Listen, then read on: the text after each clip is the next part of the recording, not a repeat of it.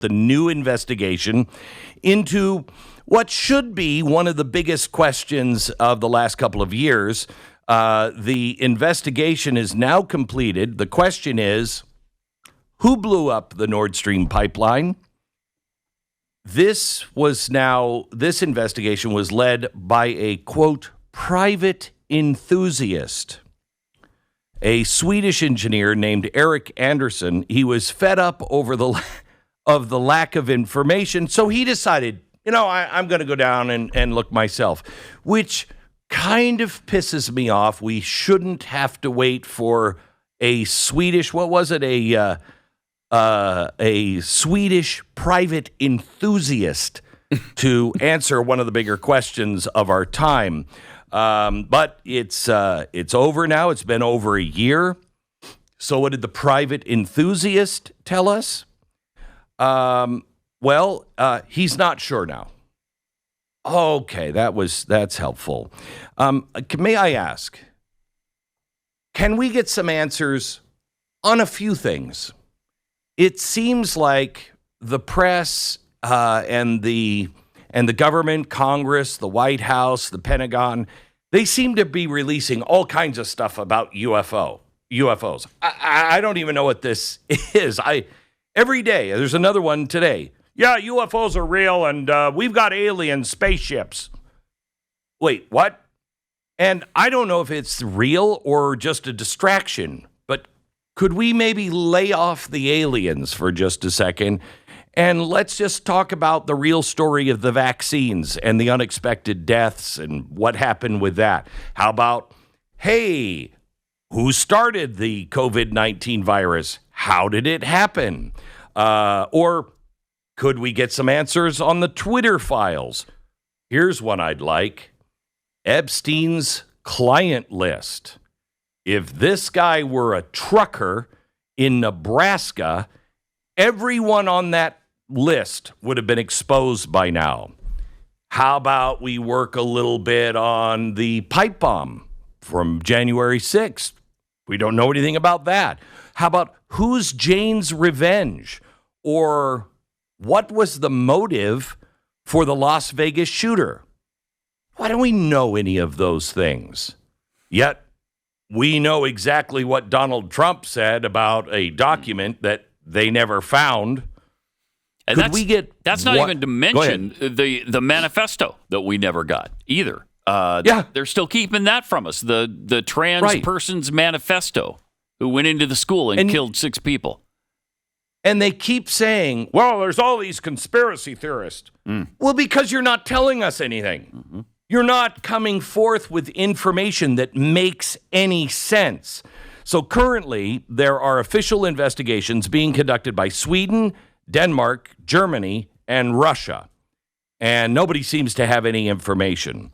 Sweden has collected evidence from the seabed, but deemed the information national security and refused to release it.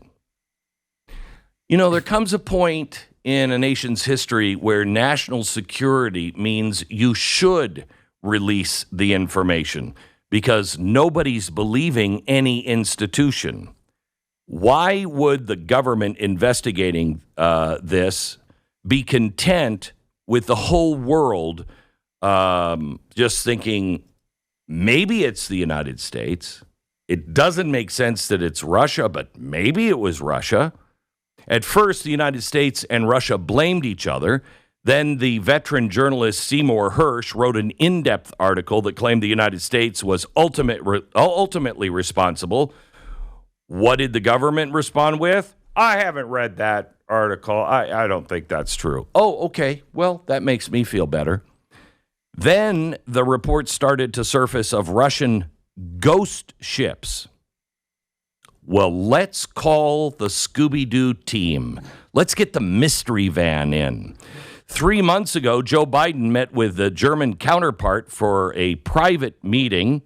Then, a few days after that, things started to be reported in places like the New York Times that it was a pro-Ukrainian group that most likely blew up the pipeline. And 6 individuals chartered a sailboat and pulled something off that previously all the experts were saying could only be accomplished by a major state actor. More on this one in a second.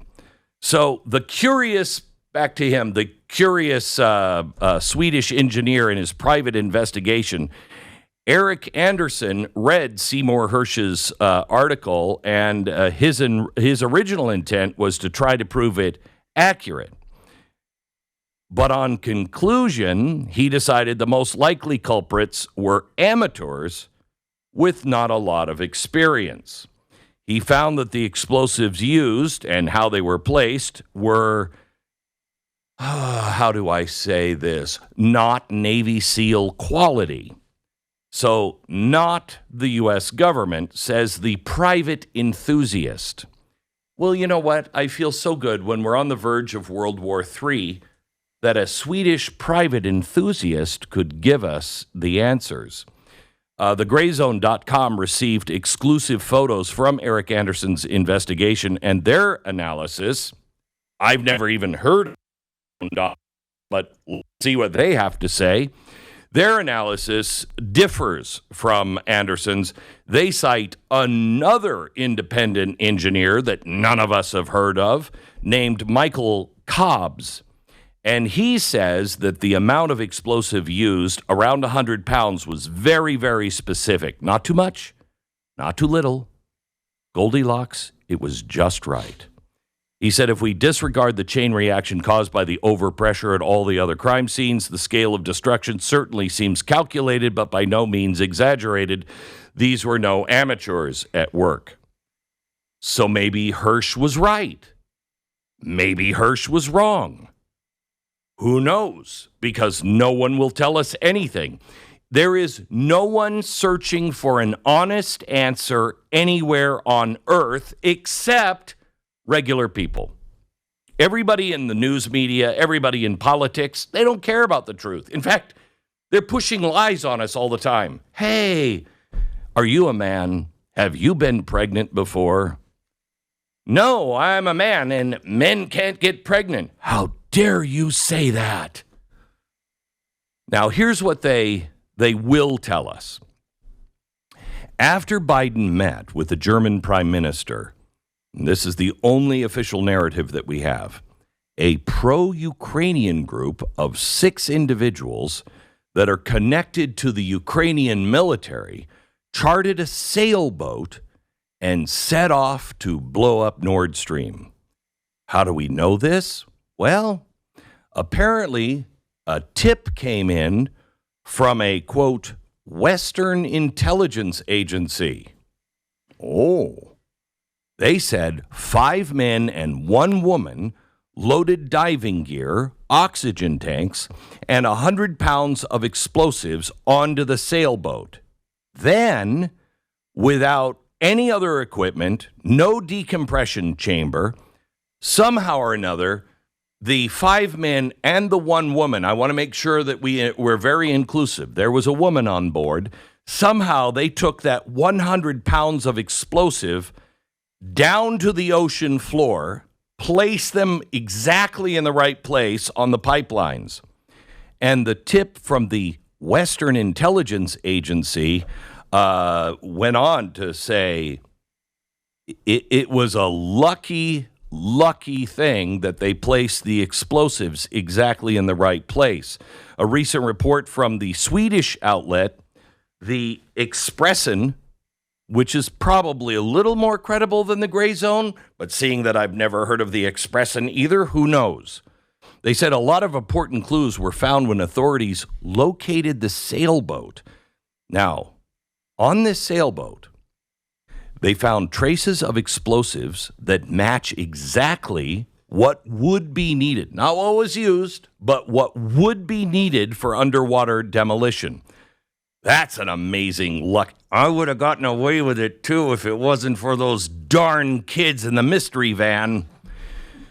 So it gets better. They also found a forged passport, and it was left behind on the boat. Now, this is very fortunate for us. I mean, it's probably pretty regular that a clandestine operative, 5 men and 1 woman, leave behind identification at the crime scene.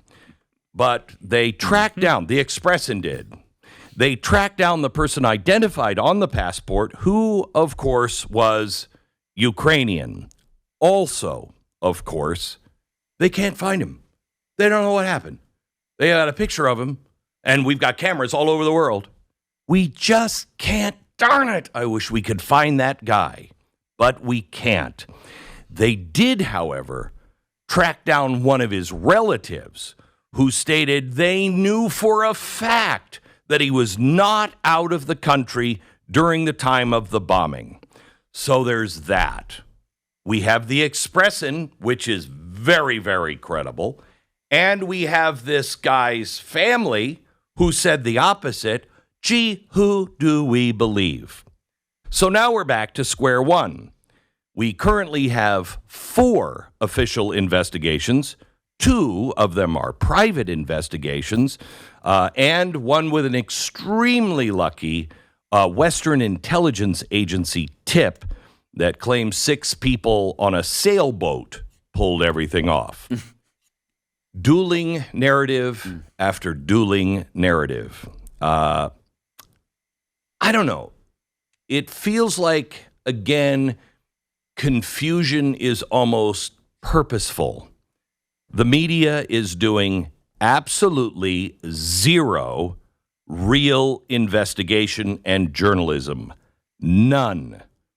Outside, of regurgitating, stuff from their usual, insiders and unnamed sources tell us. Really? Is that somebody from the NSA? Is that somebody from the CIA who's been obviously feeding you false information for years? And yet you're still going back to the same source over and over and over again? So chalk this one up to yet one of the greatest mysteries of all time that places us on the verge of World War III that will probably take us several years to actually find out what the truth is. But don't worry, they're very, very close to telling us the whole truth on the Kennedy assassination. So this one's right around the corner. All of these lies, all of the disinformation only makes things much more dangerous in the world.